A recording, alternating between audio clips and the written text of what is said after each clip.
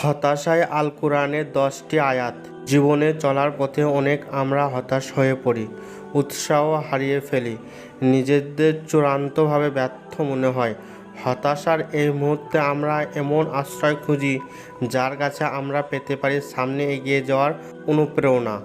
এর জন্য আমাদের স্রষ্টা আল্লাহ ছাড়া আর কোনো উত্তম আশ্রয় নেই, যিনি হতাশার মুহূর্তে তার যাবতীয় সমস্যা সমাধানের যোগ্য। মানুষের জীবনে চলার পথে যখন চূড়ান্তভাবে হতাশ হয়ে পড়ে, আল্লাহর কাছে সে পেতে পারে নিরাপদতম আশ্রয় এবং সামনে চলার অনুপ্রেরণা। প্রথম আয়াতটি হলো, তারা যতক্ষণ ক্ষমা প্রার্থনা করতে থাকবে আল্লাহ কখনো তাদের উপর আযাব দেবে না। সূরা আল আনফাল আয়াত নম্বর 33। এই আয়াতে আল্লাহ তার দয়া ও ক্ষমার বিশালত্বের কথা বর্ণনা করেছেন। বান্দা যতক্ষণ পর্যন্ত আল্লাহর দয়া ও ক্ষমা প্রার্থনা করতে থাকবে ততক্ষণ পর্যন্ত সে কোনো গুরুতর বিপদে পড়তে পারে না। সকল মুহূর্তের জন্য আল্লাহ তার সহায় হয়ে থাকবে। 2 নম্বর আয়াত হলো, তিনি নবমণ্ডল ও ভূমিমণ্ডলকে যথাযথভাবে সৃষ্টি করেছেন এবং তোমাদেরকে আকৃতি দান করেছেন, তৎপরই সুন্দর করেছেন তোমাদের আকৃতি। তারই কাছে সকলকে ফিরে যেতে হবে। সূরা তাগাবুন আয়াত নম্বর 3। এখানে আল্লাহ মানুষের সুন্দরতম আকৃতিতে তৈরির কথা বলেছেন, পাশাপাশি তার কাছে সকল নিশ্চিত ফিরে যাওয়ার কথা ঘোষণা করেছেন।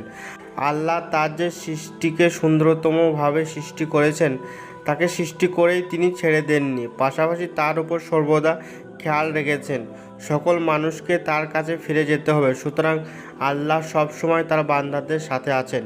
3 নম্বর আয়াত হলো, আর যে আল্লাহকে ভয় করে আল্লাহ তার জন্য নিষ্কৃতির পথ করে দেবেন এবং তাকে তার ধারণাতীতের জায়গা থেকে রিজিক দিবেন। যে ব্যক্তি আল্লাহর উপর ভরসা করে তার জন্য তিনি যথেষ্ট। সূরা তালাক আয়াত নম্বর 2 ও 3। আল্লাহ তার উপর নির্ভরকারী ব্যক্তিতে এই আয়াতের সুসংবাদ দিয়েছেন যে তার জন্য তিনি যথেষ্ট। বান্দা যখন এক আল্লাহর উপর নির্ভর করতে পারে তখন দুনিয়ার সকল বিপদ আপদ দুশ্চিন্তা থেকে নিশ্চিন্ত হয়ে যায়। সকল বিষয়ে আল্লাহ তার সহায় হয়ে যান। 4 নম্বর আয়াত হলো, আমার রহমত সব বস্তুকে আবদ্ধ করে রেখেছে। সূরা আরাফ আয়াত নম্বর 156।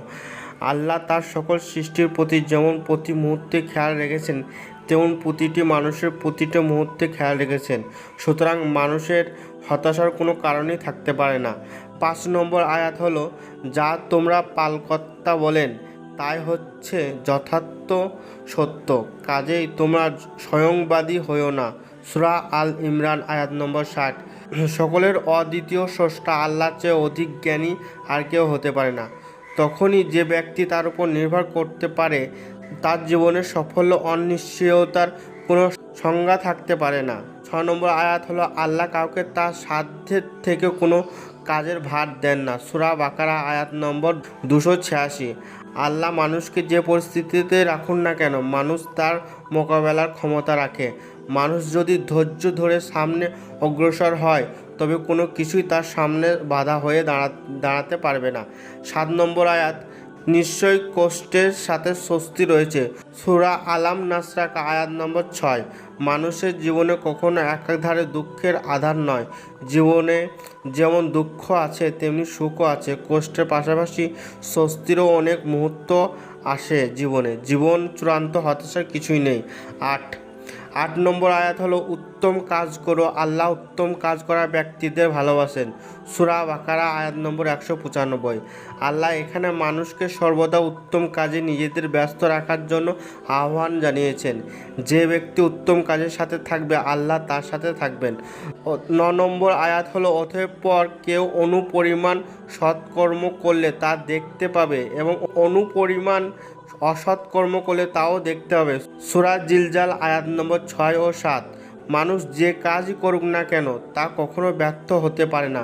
যত ছোট কাজই হোক তার প্রতিদান সে পাবে। সুতরাং তার হতাশার কোনো কারণ নেই।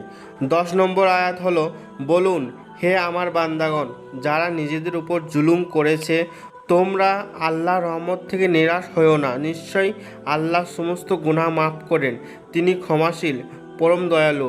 সূরা জুমার আয়াত নম্বর 53। আল্লাহর ক্ষমার বিশালত্বের উপর একটি প্রমাণ ও আয়াত। আল্লাহ এখানে বান্দাকে তার রহমতের থেকে নিরাশ হতে নিষেধ করেছেন।